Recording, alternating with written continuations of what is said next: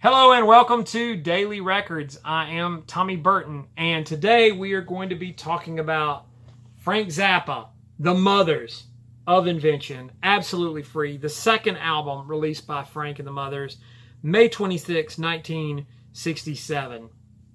Like I said, this is the second album they released, credited to The Mothers of Invention. This really was, if you're familiar with Freak Out to me is more of a conventional record than Absolutely Free. I think Verve or Verve had really, or MGM had really invested in possible commercial success for the Mothers.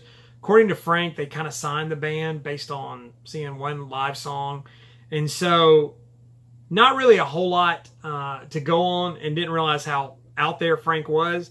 But that album to me is really listenable. And you may feel differently about it. I don't know, but it does. It feels like a listenable record. This album, I think by this point, I think the sort of the veil had been lifted. And so Frank was able to do a little bit more of what he wanted to do. And so this album was just even more out there than Freak Out. At least it is to my ears. Now, there's still a little bit of the political and social satire, but as music, it's really, really crazy. Now, he did add some woodwinds for this one. Bunt Gardner, Don Preston, Jim Fielder, Billy Mundy came in. And of course, Fielder quit the group before the album was released, so he's not credited on the album, but he was there. It's basically a lot of interconnected movements. Each side on the LP is sort of a mini suite. It's like one big song on each side. Now there are some famous songs on there, like "Brown Shoes Don't Make It," which I think Frank described it as a condensed 2-hour musical.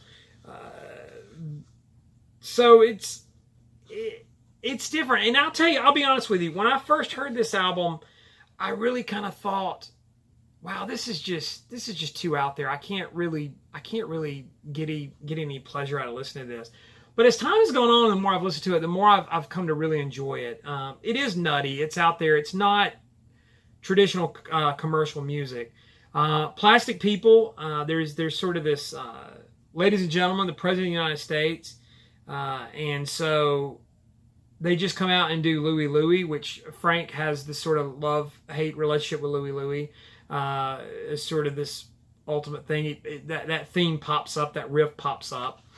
And so I think the story was when he first started doing Plastic People, he just used the tune Louie Louie and sang Plastic People. Brown Shoes Don't Make It comes from a Time report in 1966.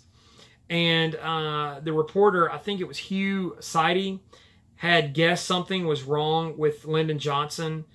Lyndon Johnson was wearing brown shoes with a gray suit. LBJ had gone to Vietnam for this sort of PR thing, and it was wearing these brown shoes. Remember when Barack Obama wore the tan suit and everybody lost their minds? Well, there's something similar. There's also another track, America Drinks and Goes Home. He kind of takes this sort of nightclub thing and does a lot of parody, like lounge music and stuff.